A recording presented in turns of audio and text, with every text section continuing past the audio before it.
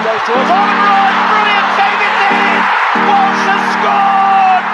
Leicester City are in dreamland now! Vardy in the middle, this could be a huge moment! Vardy scored!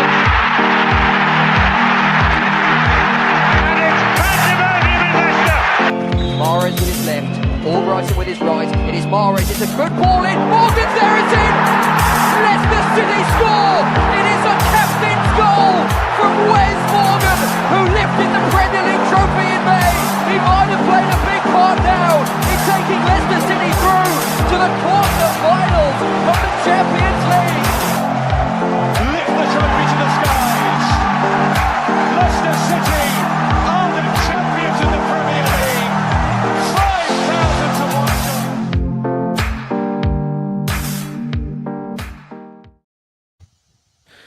Good afternoon and welcome back to Blue Tinted Glasses for a latest news and rumours stream and all that good stuff. Of course, I'm joined by Jack from The Final Whistle. What's going on, mate? How are you? Yeah, I'm good, mate. How are you? All good over here, mate. All good over here. Look, I wanted to get together. I wanted to have a chat about a few different bits and bobs that's doing the rounds at the moment. A couple of things that have been going on for quite a while now, and we're going to discuss it all. So make sure if you're watching to get your comments in the chat throughout the stream. Make sure to hit the like button and subscribe as well. And yeah, let's get into it. Jack, before we get into the manager chat, because of course we all want to speak about the manager. That's the thing on everybody's minds right now. I want to start just by talking about a couple of the ongoing transfer rumours and things like that we keep seeing. The first one here, mate, Wilfred Ndidi. I think we knew all along, Jack, that with that £9 million release clause that's rumoured to be in place, it's going to go on for some time. There's going to be clubs interested in him. There's going to be clubs that think, yeah, he's going to be a bargain for that price. Everton, Manchester United, I saw today Real Betis as well interested in him. What do you make to this one, mate? Because you'd think it would be done pretty quickly, £9 million, but it seems to be going on. No immediate news, no big breaking news yet. Do you know what? I think £9 million is still, to be fair, of that release clause for these clubs, Man United, Everton. I think it's good money, you know. I think they'd snap your hand off for that type of money for Wilfred Ndidi. The club have played it smart, giving him a lot more longer deal. They've stuck that release clause in there because they probably knew they were going to be relegated anyway last season. So Ndidi's problem would have been, before signing that current contract that he's on, would have been the wage demands. Leicester City were willing to do it. Other clubs, including Sevilla and that, were like, yeah, we can't afford that. We can only afford so much. So Real Betis are a club in Europe. They would very much attract Wilfred Ndidi. So if you had to pick between Man United, Everton and Real Betis, you'd go Real Betis because of European football. So Ndidi, £9 million, I think it's very good money for whoever signs him, to be honest. Yeah, let's look at some of the comments. JB, clubs seem happy with PSR for this year. I expect deals to be made in the next financial year. Although they did say, JB, that they were happy last year when Enzo Maresca and Dewsbury Hall went, right? And we still breached. We now know we breached that year. So who knows? No, not bank holiday. I've just got back from a little trip away, so I've got the day off. So yeah, that's why. And we'll have the call-in show as well tonight, of course, at 7 p.m. as usual. There's a comment here that says, surprised no one took him on a free last summer. I mean, yeah, because Jack, last summer, I think it seemed to me, with no inside info, it seemed to me that maybe we were just offering him more money than anybody else was willing to do. We offered him the most wages, and he decided to come back to us for another year. Obviously, because his contract expired. Clearly, he wanted a release clause in case we got relegated. We've now been relegated. He did have a great season in the Championship, Jack. We know that he would be one of the best players in that division. But, you know, he's not getting any younger. He's 28, you know, soon to be 29. He's going to want to play at the highest level, isn't he, before, you know, he starts to decline and he gets older and he can't perform at that level. Yeah, I agree. I think a fit Wilfred Ndidi is fantastic. He'll take the ball off anybody, to be fair. He's a hard-working midfielder when you can keep him fit. But the only thing that's probably going to put some teams off is his injury record in recent years. This is what's hindered his career very much. You know, I thought he was a top in Europe midfielder at one point when he was very fit. He started his career off Leicester. We were thinking, how do we replace N'Golo Kante? You bring Ndidi in, took him a bit of time to get started, but you could see that he was a real good player. But yeah, the contract situation is going to be the main thing. It's all right paying these transfer fees for players, these release clauses, but it's the wage structure that's going to come afterwards. And that's what puts you off, the wages. It's how much he's actually on at Leicester City, because I believe he's one of the highest earners at the football club. So these teams are going to look at that. I mean, Manchester United, they're in bloody debt already. You play bloody big money to play at Wilfred Ndidi, you're going to be smashing PSR again. But now Everton is one that was interested last summer in him. They've obviously been interested in Victor Christensen as well. So if they want to do a double deal with Leicester City, then fantastic, take them both. But yeah, Real Betis, I think, would be the only admirable sort of one. But it's how good these sources are with the Real Betis links. Yeah, Daedalus said it was cheaper to get Ndidi at the end of 23-24 season. He's more expensive now. I can't see him going. Luke says wages. The LCFC gravy train can't be matched. Nathan says absolutely another case of Leicester offering wages significantly above what players are worth. Good servant to the club overall, but probably time to go. Now, there is a comment here about Bilal El Khannouss. And that is one that we are going to talk about. But first, let's talk about this man here, Jack. Conor Coady. There was initially small rumours that Wolves were interested in bringing him back. However, it is quite clear that he is on his way to Rangers, Jack. Russell Martin's first signing at Rangers. That shows that if Russell Martin did come, if he did come to Leicester, we would be seeing a lot of Conor Coady next season. But this one, Jack, he's at Seagrave right now today. He is he's come back for the preseason testing, but it is looking likely that he is going to go to Rangers. So what do you make of this one? Because we did hear, Jack, it was a cut price deal, whatever that is. I think we just need to get him out the door, get him off the wages, don't we? Yeah, if it's £3-4 million, just take the money. I know we spent about £7.5 million with a £1 million bonus fee when we did buy him, so it worked out to be about £8.5 million regarding the deal when Enzo brought him in. But he's on big wages. Leicester City need to change this wage structure. We're not competing for the Champions League. We're competing for bloody Championship football next season. So that's what the club have got to take into consideration. Conor Coady's pre-seasons through this last few weeks has been very much on the telly, talking bloody nonsense again as always. But yeah, he'd love a good podcast in Scotland, but it's not really been ideal at Leicester, has he? He's not really impressed. He's talked a lot away from the football pitch and not really done much on it. But he's one that I would say if we can get £3-4 million for him and get him off the wage bill of 70 grand a week, then happy days for me. Ryan says United can place Ndidi on bigger salary, 90 to 110 grand a week. He's currently on an estimated 75 to 80. It makes sense for him. Elm says podcast FC. Ain't that true? We saw him on the TV as well the other night. Jermaine Defoe's been bigging him up, saying he should go to Rangers, of course. Please, maybe Defoe should be his agent and get him that move, because I don't think there's many Leicester fans out there that want to see him. Frankie says 2 to 3 mil, I guess, for Coady. I'll take that. I don't know about you, Jack, mate, but I will take anything. If the offer was 500 grand, you're getting that in the bank, but you're also saving the, I don't know, let's estimate £4-5 million a year in wages. You know what I mean? Just get him gone. That's the thing. Leicester are going to have to accept we're going to take losses this summer transfer window. But then you've got to think about the long sort of longevity of the football club. If you can get these high earners off the wage bill, it's better for us in the future regarding PSR and that. It stops us getting in problems. Because this is what the issue is with Leicester. We've paid so much money out in wages than what we've been bringing into the football club. So getting rid of the likes of Conor Coady and that, it would help us in the long run. Not this short-term problems, it'd be fine for us, but longevity of it, you can't keep doing it. You've got to learn from your mistakes and put in a better sort of procedure.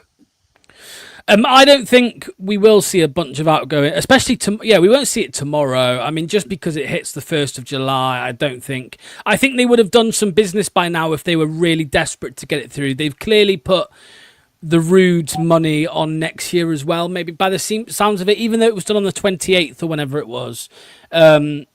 it was the payday. It was the club's payday for July, if that makes sense. So I think Ruud's sacking is going in July's in the new accounting period, basically.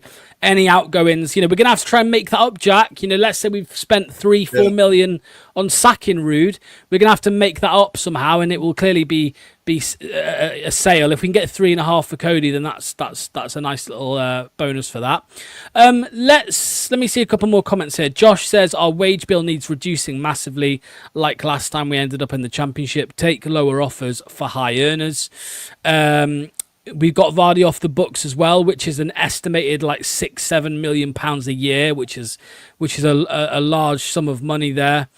So yeah, that is true. Good comment there. And then finally here, Christopher says, I heard it was to pay the remainder of his contract. If he's getting 70k a week, that's 3.5 a year. I'd snap 3+ million for him. Yeah, 100%.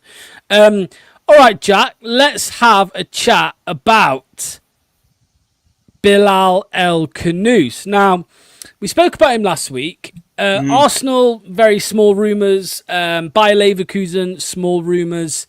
However, I've now seen today that Bayer Leverkusen have signed, is it Malik Tillman, I want to say, who is an attacking midfielder, as their Florian Wirtz replacement. So maybe that means they're not coming in for Bilal, Jack. But I just can't see a world in which Bilal El Khannouss is going to be playing Championship football next season. I can't see it, mate. I can't see it. As much as I'd love it, I think he'd tear up the Championship. I'm not even going to lie about it. Him, Mavadide, Fatawu, that three would be fantastic in the Championship. It'd be bloody glitter football, do you know what I mean? It'd be champagne football watching them three run the show in the Championship. Yeah, Bayer Leverkusen was one of the latest teams interested in Bilal. They've kept close eye on him, but then they've obviously gone elsewhere and signed somebody else. So that kind of takes the pressure off Leicester a bit. So you know what? A team like Bayer Leverkusen are not going to be coming in for our player. Arsenal have gone very quiet on the Bilal El Khannouss thing. I know AfricanFoot.com said a few things that he is very much wanting to go there, but yeah, that's not the case either. So there's nothing at the minute regarding Bilal. I think if you can get Bilal to stay, then that's a massive statement. But for Leicester City to say, you know what, we are going to compete this season in Championship, despite the points deduction and that. So if Danny Rohl comes in and he can persuade him to stay, fantastic, happy days. I think it'll be a good summer to the start of it in keeping him, because he's due back soon, isn't he, Seagrave? So I don't know. We'll see what happens. Yeah, 100%. I mean, we just don't know, mate. We don't know if El Khannouss is going to stay. We hope he does. It would be great to see him in the Championship. He would rip it apart, in my opinion. But yeah, the reason we're saying around the 20 million mark, Jack, as Nathan said here, is because there's been a bit of back and forth, hasn't there, between different journalists about whether he has a release clause. It was John Percy who said originally that there is a release clause in Bilal El Khannouss's contract, a relegation release clause. He said it in in one of his articles, and then who was it? The Italian journalist, I can't remember his name. Was it Nico Shearer, maybe him, or it might have been a different one, who said that the release clause is around 20 to 21 million pounds, something like that, which is what we paid for him, Jack. It would be very disappointing if we don't make a profit on him, wouldn't it? It'd be stupid bloody business to let him go less than what we brought him for, even the same price, for God's sake. What kind of business to Leicester City doing at bloody the football club if they're letting things like that happen? The thing is with Bilal, he's young. Still progress. He'll go to the very top, I think, in football. He's very good with the ball. He's a technical, gifted player. And yeah, we've got to make a profit on him. It's no good doing business if you're not going to make profit on these players. So I don't believe all these bloody rumours sometimes. I think it was Sacha Tavlieri. I think that's what Frank's on about there. A lot of media like to say a lot of different things. And like Rob Tanner says, Leicester City haven't put any release clauses in since N'Golo Kante. So it's going to be interesting to see how that one develops. If the club haven't put a release clause in, then I think about £40 million I'd accept for him, to be honest. And if clubs ain't willing to pay that, then we'll keep him for the Championship and see you later. Yeah, I mean, Nathan said it would be unbelievably thick of the club to sign a player for 20 million and then insert a 20 million release clause. That is literally unheard of. I mean, it would be thick. It's our board, Jack. You know, it's John Rudkin who negotiates these contracts. So incredibly thick or unbelievably thick. You know, that is to be expected, I think. But yeah, look, it depends, Jack, though, because when we tried to sign him, it was an exciting young talent that we were bringing in. Maybe he saw Leicester as a club that could likely go down, and he thought, I'm only coming if I can have this release clause, a relegation release clause. Yeah. I can't remember if it was. I'm 99% sure that it was specified as a relegation release clause. I'm sure that's what it was, which means, that if we had have stayed up in the Premier League, there wouldn't have been a release clause of 20 million. But if we go down, that's his way out. But you do hear about clubs getting burnt like this, Jack. I mean, do you remember Leeds United last season? They didn't have relegation release clauses, but they had relegation loan clauses, which basically meant that if Leeds went down, the players could get a loan move. Leeds were obligated to let them go out on loan. So you saw a lot of players go out on loan, which obviously stuffs you because you're not bringing in transfer revenue for them. And that is a part of the reason why they had quite a turbulent season last year. But sometimes, Jack, if he refused to come because he wanted a release clause, sometimes you've got to do it, right? If he was if the club saw him as an important part of trying to stay up this season, they wanted to bring him in. They got him. Yeah, every player looking at the squads that do come up from the Championship, if you sign any player, they want release clauses put in, don't they? To be honest, Bilal is one that would attract big interest, if I'm honest. I mean, I don't think he's at Arsenal's level yet or anything of Blonde Man City or anything like that, but he's proven he can play in the Premier League, which I won't be surprised if there are Premier League clubs interested. European clubs like Bayern Leverkusen's and that, it could show that they are interested. But then it's all right having these release clauses. It's then down to the player if they do want to go and talk to these other clubs and go and do a move to these clubs. So it's like I say, these release clauses are okay for these teams, but it's how much these release clauses are. Because if it is that about £20 million, £22 million, you'd snap your hand off for a player like El Khannouss because he's still going to learn the trade. He's still going to get better and better. He's still going to develop. So I think teams would be daft to not look at him this summer, but I wouldn't want to lose him personally. But if a club does come in for him and they do pay the money, then you're not going to stand in his way. But if there isn't a release clause, then Leicester have got to play hardball until probably the end of the transfer window to try and persuade him to bloody stay. Let me ask you about this, Jack, and everybody in the chat, please take part and let us know in the comments. So, Armchair Jockey says El Khannouss could easily leave, but he won't be a starter for the top clubs. Yeah. So it serves him better to stay another season, be a regular starter, and increase his value. Now, what do you think to this, Jack? Because as you can see on screen, 36 games this season, 3 goals, 5 assists. Now, for me, Bilal El Khannouss isn't exactly the type of player, and I don't think he ever will be, to contribute massive numbers to a team in terms of goals and assists. I don't think that's the type of player he is. I think you see a lot of Bilal El Khannouss quite deeper, especially this season, Jack, for us. You saw him pick up the ball on the turn, release somebody. Maybe a lot of pre-assists, as people use now as a stat, pre-assists. But in terms of the output, his numbers aren't up there, Jack. So do you think that maybe could help Leicester in trying to keep him? If he'd scored 10 goals and got 10 assists, there would be a lot more clubs coming for him. But we know how much he brings, Jack. We know how much he brings to the team. But because he's not a headliner scoring goals and assists, maybe a few teams, aren't going to pull the trigger on him just yet. No, this is it. Every team looks at stats and data, don't they, these days, to why they sign these players and how they go about getting them. And Bilal isn't the finished article, not yet. It is one that you look at him in his position, like Armchair Jockey said, we didn't play him in his stronger position. I believe he is a number 8, but we played him more as a forward, more deeper player in a number 10 type of role behind Vardy last season, which he can adapt, which is good.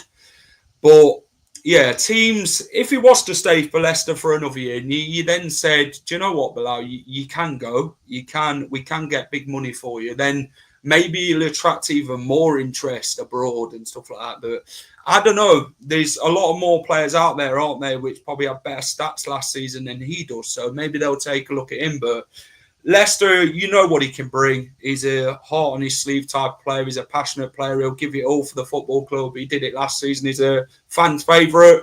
The fans love him. I think he's very much in respect to the fans as well. Maybe Jamie Vardy's had a word in the ear in the last home game to say, you know what, maybe he could stay another year and give this football club and really build something here. But that's down to the player. But you know what agents are like, Locks, isn't it? They always like to get the best moves and the best project for their players. Yeah, absolutely, mate. Let's see what a couple of people are saying here. Mr. Fox says, play him in the KDH position in the Championship. He'll get similar numbers. Yeah. Josh says he'd be better off joining a Brighton than an Arsenal, which is what I think I said about Dewsbury Hall. I think a lot of us said that about Dewsbury Hall, Jack. Don't go to Chelsea. Go to a Brighton or someone like that. You'll play a lot more games. He still had a good season with Chelsea. If you look at, he played a lot of European games, won a trophy. You saw him the other night in the Club World Cup scoring a great goal as well. I'm sure he's happy there, but of course he'll want to play more games. And we'll have to see what happens with that. There's a comment here from Nathan. Bilal having a stormer of a season for us in the Championship will position perfectly for Morocco at the World Cup next summer. That is true as well. Armchair says Hamza the protector ball winner, then just give it to El Khannouss. I mean, I'd rather not see Hamza Chowdhury start for Leicester next season, to be honest with you, but let's not get into that just yet. Okay, let's talk about this guy here, Jack. Very quiet, surprisingly. I thought he would be one in the news quite soon, but it's not happened just yet. Mads Hermansen. Brentford were apparently interested. They went for Kelleher instead from Liverpool. Yeah. Chelsea were allegedly interested. They went for Mike I always say Mainan. Mainan. And that deal didn't happen. Obviously, Chelsea want players in for the Club World Cup, right, to take part in all of that. Obviously, João Pedro's on his way there. West Ham recently, Jack, has, allegedly are interested in him. He is back at Seagrave today, like the others. I saw the video of him at Seagrave today. He's just got married as well, I believe. So congratulations to him. However, are you surprised that at this moment in time, the only club apparently in for him is West Ham, or linked with him is West Ham? I'm quite surprised. To be fair, it were good for us in the Championship. For £5 million, what we signed him for, I thought it were very good for us in that Championship. Then we thought, can he do it in the Premier League? Chelsea were interested. Leicester said, well, we want £40 million. Chelsea then went and got somebody else. He come into the Premier League, proved what he could do. Top goalkeeper. I think he's destined for a big club one day, Mads Hermansen. Did well, made 13 saves in that game at Arsenal, by the way, an absolute blinder at the Emirates. And you're thinking, maybe Arsenal might be interested. Yeah. But the injury's done him, and he's not come back the same player. Maybe this is what's put teams off.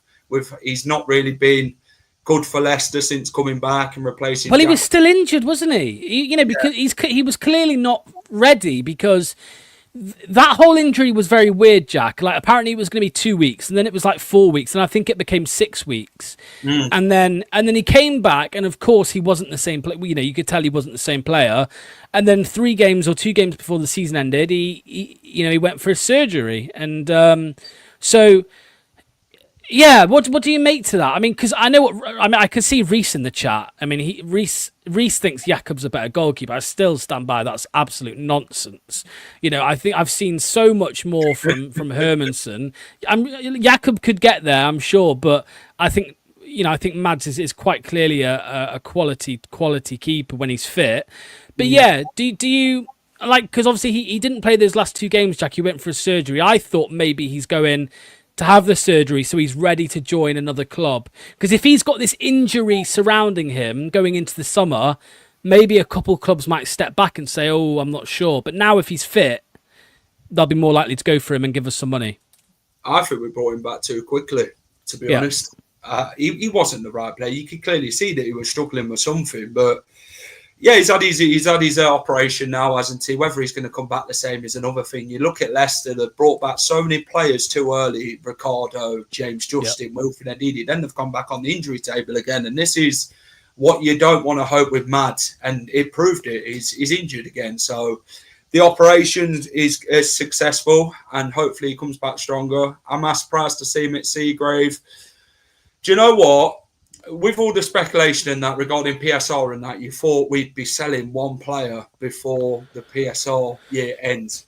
And we haven't, which that is a surprise with Leicester City. Maybe we were okay regarding PSR. We don't have to sell anybody, but Mads is very much loves London. And you've seen him on Instagram with his missus going to Buckingham Palace and places like that. So West Ham would be, I don't think they're much of a step up from Leicester. Mads and Jakob Mads is a better goalkeeper all round. I know Jakob likes to command his box and that, but Mads is a better keeper in my opinion. Sorry, Reece, man, I'm gonna have to admit it. I did disagree with you when you said it to me, but yeah, would it be surprising if Mads does stay? He is a valuable asset, though, isn't he? He's worth about £25 million. If we can get money for him, that gets the Van Nistelrooy compensation sorted, and even Danny Rohl. So I'd be happy with 25 mil for him if we do sell him. I think if we mean to sell him, Christensen, Fass, and everyone like that, and keep Bilal El Khannouss, I'd be quite happy with that. Yeah, as Craig says here, make sure to like and subscribe, everybody. Look, Jack, you can see on screen, mate. So I've just put together a little team here. Now, this will shape up more over the next few weeks when we know definitely who's leaving. I've left Hermanson out. I've left Fass out of the team. I've left Ndidi. But from the base of it here, the base squad, so I've got Stolarczyk, Ricardo, Nelson, Vestergaard for now. Don't come at me. Suter's still injured, of course. I've put Woyo Koulibaly in on the left. Oliver Skipp, Harry Winks, Fatawu, El Khannouss, Mavididi, Patson, Daka. Obviously, a couple of these may probably actually leave, like El Khannouss, but this squad on the base of it, mate, what do you think? Like this team without a points deduction would be title challengers, wouldn't it? It's just, it all depends on what deductions we're going to get. I think it'd storm the league, to be honest. Vestergaard is proven in the Championship. It is his level. I'd rather Caleb Coady, if I'm honest, rather than Vestergaard. I'd like the Ben Nelson and a Coady partnership. James Justin at left back, if I'm honest, it is his favourable position. Ricardo and Koulibaly could go either way. Patson Daka up front, it's not really going to get you goals, is he? I mean, you've looked what he's done in the last 4 years. He scored 4 goals at bloody Spartak Moscow, and that's the best ever game he's ever had in a Leicester shirt. Fatawu and Mavididi, proven, fantastic. Skipp and Winks. Harry Winks is proven he can do it in the Championship. Skipp could do it at Norwich in the Championship. So yeah, he proved it as well years ago. Yeah, he did. I would say take Daka out. I think we could get a better striker. He's proven that he can't do it under bloody 4 different managers. I agree. So I'm very much against it, but I mean, but he's going to stay, isn't he, Jack? Daka's not going to go anywhere, is he? Because he's our only striker. I mean, what I've done at the moment, right? Look, I've taken out Vestergaard. I've taken out El Khannouss from the team. Daka, I think, will still be at the club, Jack, because I don't think the club are going to go and sign 3 strikers. No. And we need an out-and-out striker at the club. We need one. And at the moment, the only one is Patson Daka. So do you think we are going to keep hold of him? But then his contract does run out in a year, which means if we keep him this summer, we're basically admitting that we're going to let him go for a free next summer, which is a big loss. This has been Leicester's problem, letting people go on a free. I mean, I'm not surprised with Danny Ward. You were never going to get anything for him anyway. He's going number 2 to play at Wrexham, which is, it's not really an ambitious move, is it? In him wanting to be number 1 and then go to number 2 again. He's just been doing what he's been doing at Leicester, getting a wage. Daka, you can't sell him until you bring in another striker. You don't know what the new manager's going to think. He'll want to bring in these new players as well. So this squad probably change a lot. But yeah, it's an interesting squad. Daka to Bournemouth would have been one for £10 million. I'd have snapped their bloody hand off for that. But that fell through. They ended up keeping Kiefer Moore. Will Alves in that number 10 position. Fantastic young player. I think, Jeremy Monger's stronger position is a number 10. So we've got good players who can fit these positions. You've got Michael Golden who can play in midfield. You've got Aluko who can play as a fullback when needed, when given the chance in like cup games and that. You've got Casey McAteer who can rotate. You know, Jordan Ayew is another one. He's far better down the middle. He's not a winger. He ain't got the pace for that. His older plays quite well, but I think he'd get a few goals in the Championship, Jordan Ayew. He's not a starter. If you can bring him off on the bench for about from the 70th minute onwards, he'd get you goals. He did last season. So he'd get more goals than Daka, I think, in the Championship, Jordan Ayew. But I don't know. Put him there in the number 10. You could see number 10. Just to answer the question from Terence here, I don't think Suter's anywhere near ready yet, to be honest, mate. I think it's going to be some time. I would hope and pray that we sign another centre-back. Caleb Okoli. I do forget sometimes, Jack. Caleb Okoli. I'd keep him. Yeah. If we can, I just don't think I think he'd probably want to leave, because obviously he's on the brink of the Italy squad, right? He's on the cusp of it. So playing for in the top leagues would probably be more likely that he gets a space in that team. Yeah, Casey McAteer up front, somebody says. That's a good shout. That's one bit around a bit, isn't it? Yeah. Let's talk about this then, Jack, to finish it off, mate. The manager situation. I know you've been on the channel. You were on yesterday, Good Morning Foxes. You were having discussions with the guys about manager and all of that. Where is your head at right now, mate? Because from all of the rumours, all of the leaks, all of the links, all of this stuff, right? People are suggesting that Danny Rohl is imminently going to be leaving Sheffield Wednesday, and he could be in charge at Leicester by the end of the week. That would be lovely. I don't know about you, mate. That's how I feel. I'm in the mind of a Bratwurst sausage, you know what I mean? I want Danny Rohl at Leicester, right? He's young, still learning the game. This squad he'd work wonders with. They'd all get on board with what he's doing. He's pragmatic. He knows how to get things in the way of getting in. He'll get the fans back on side again. He'll build that relationship with the fans like he did at Sheffield Wednesday. He's an attacking-minded manager. He's very counter-attacking. And he's got a plan A and B. I think he's a good fit for the club. I know people love the name Sean Dyche. I get it. It brings stability. He's a strong character. And then he plays Brexit football. But he'd sort what the mess out is at Seagrave, to be honest, Sean Dyche. He'd stand no nonsense. I like Danny Rohl. I think he's got a high ceiling. I think he'll go far. I don't know if a Bundesliga move at a big club of Bundesliga would get him at this minute in time. I think taking a job at Leicester, I know PSR's hanging around us and that, but that doesn't look like it could be sorted quite imminently. So maybe that's during the season. We can get as many points as we can before then.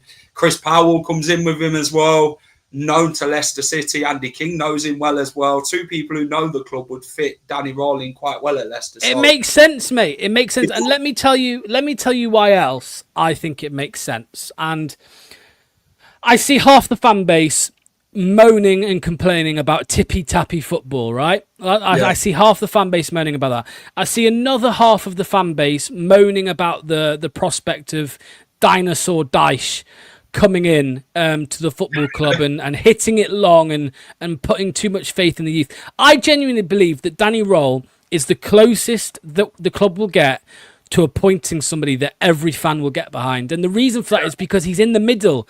I put a tweet out about it the other day, but he likes to play out from the back when possible. He likes to see his team play attractive football. However, he is very adaptable, high intensity, high pressing football, changes formation if he needs to, depending on the opposition. You're not going to get the same setup versus Southampton as you did against Charlton Athletic. That's not going to happen. He will approach the game differently, which is different to what some managers, I'll include Enzo in that, rightly or wrongly, how they play the game. So I think Rohl is the perfect fit for us right now. Of course, you talk about the money. Is there a compensation? Originally, it was meant to be 3 million. Now, apparently, it's only 1 million. Maybe we can get him on a free if he quit. If he gets sacked by Wednesday over the next couple of days, or if he, I don't know how it all works. According to the Mail, Jack, he's told the players he's leaving Wednesday. He's told the senior players that he's leaving. And we have approached, according to the Mail, so it is, not the best of sources, we have approached Wednesday in negotiations for the compensation. So if these rumours are true, Jack, it looks like it is going to be Danny Rohl. And there is a comment here, actually, that says he is still 5-4 on the betting odds. I did get him at 2-1 the other day. I know somebody else did as well, but he is looking the most likely at the minute, Jack. Do you know what? We need a manager that's going to bring stability. I think Dyche will. I think he's one that you can get on board with. Sean Dyche would bring stability. He's the closest thing you get to Nigel Pearson, Sean Dyche. But the only thing I worry is with Sean Dyche, he plays one style of football. He will stick to that one sort of purpose, and that'll be it. You need a manager who's very much analyses the game, who will use the data to his advantage, who will know how to change things when they're... Danny Rohl is hungry to succeed at Sheffield Wednesday. He wants to manage at the highest level at one point, which I think he'll get there. But that's an interesting one in itself regarding Toffee TV and what they're saying. But Liverpool Echo said that he won't be interested in Leicester.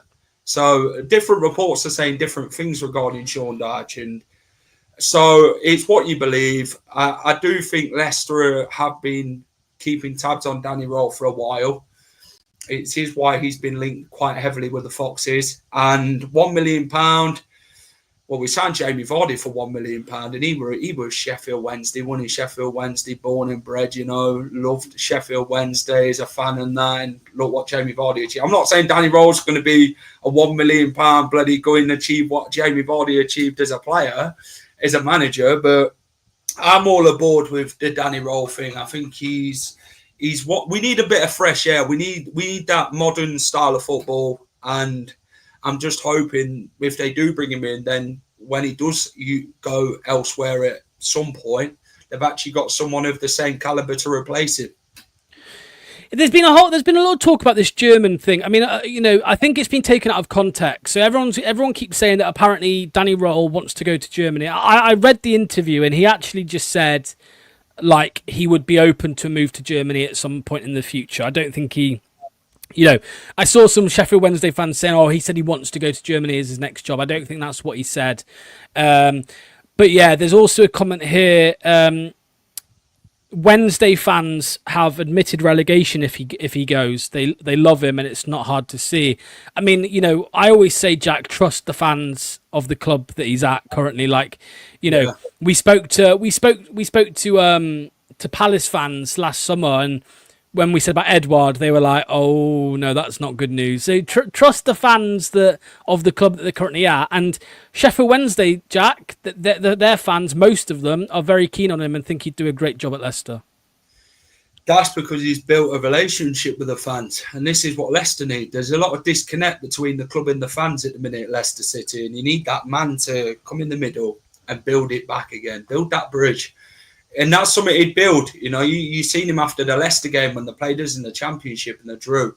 He went round and clapped all the fans. He shook hands with them. They love him at Hillsborough. They do. The situation that they're in, most would understand why he's left. Some call him a snake and whatever it is. But the thing is, managers come and go, don't they, at football clubs? They're not going to be here forever. But the situation at Sheffield Wednesday is a mess, and it is a big mess. And you can see why he wants to leave Sheffield Wednesday, because he's probably fell out with Chanzeri. He's had enough of how things are gone. They're not being paid.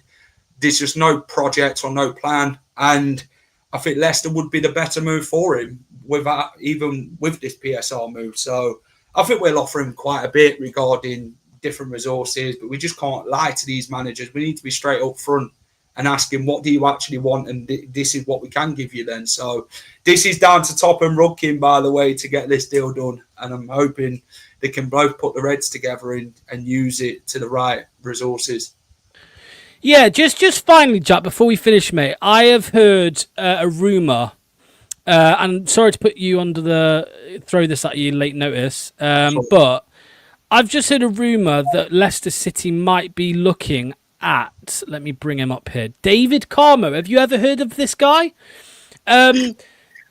David Carmo is apparently he's a centre back who is owned by Nottingham Forest. It looks like me doing just doing some looking online here. A centre back. Apparently Leicester City are interested on loan, a loan move for him. So it looks like he was on loan at. Let's have a look. So he signed for Forest for £11 million last summer. He went straight out on loan to Olympiacos. And now he's back, and apparently Leicester City are interested in him. No official sources or anything like that, but there's a rumour for you. So a centre-back, Jack, there's our first centre-back rumour of the summer window. We do need one, don't we? Because, as we said, Suter's injured for some time. We want Fast gone. We want Vestergaard gone. Coady will probably leave. We need one more man through the door, don't we? We'll need a few players through the door. You know, the new manager needs time to build. And this is what Danny Rohl would bring.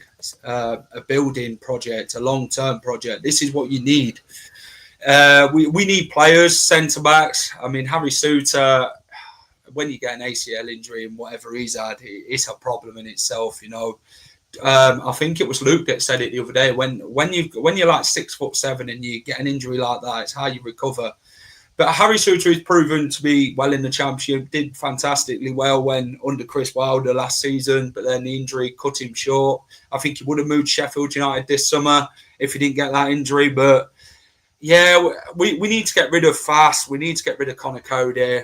Harry Suter would probably be one as well. So, but then you've got to bring in players to replace these players. And if it is David Carmo or whoever the bloke is, I've never heard of him. I can't sit and say he's a fantastic player on FIFA because I've never even played of him or heard of the bloke. So I don't know. Whatever people can tell me of him, then drop me a DM. But yeah, I'm not sure. I got the message from a Blackburn fan, a Blackburn source, and now Foss Hub has also posted. Actually, I understand Leicester City have expressed interest in defender David Carmo and have held discussions with Nottingham Forest over a potential loan to buy deal. The move is currently on hold as Leicester work to resolve financial issues and assess the future of Conor Coady at the club. So there we go. So it looks like it's not unrealistic. It's a loan, Ryan. So a loan to buy option potentially. So there we go, Jack. There we go. Hopefully we do start getting players through the door. We're linked with a loan, but that's not surprising because I think the market, and I know Rob Tanner said this a lot to myself and you, Jack, that the market Leicester are going to be in at the moment is the free agents, the loan market, and basically just cheap deals like it was in January with Woyo. That's how I see this summer going, mate. Yeah, we're going to be in a strict budget of how much we can actually spend, but then it depends how much we actually sell is the issue as well. And obviously at the minute we've not sold anybody. So if we can get Conor Coady out the door, and we're going to be looking at some free agents. There are some good free agents out there. I'm not saying players over the age of 35 because we need to stay way clear of that. So yeah, I think this is where we're going to be looking. Loans, I mean, you could get a few good loans. But we're not going to be in a club in the Championship this season who's going to spend huge amounts of money. I know we did last time. Did we spend about 50 million quid in the Championship under Enzo, bringing in Harry Winks, Conor Coady, Fatawu came in, and all them types of regarding loans and that. So we did spend a big chunk of money. Mavididi came in, Hermanson, and so I think we've just got to see how the club can get rid of all these players first and then see who can come in after. I think that's what we're going to be looking at the most and getting our financial situation under wraps quite quickly. Absolutely right. Let's end it there. Just a couple last comments here. We've got Josh says, Rodgers really wanted Carmo in 2021 after we got Fofana. Armchair Jockey says, Coady out, 2 players in, hopefully.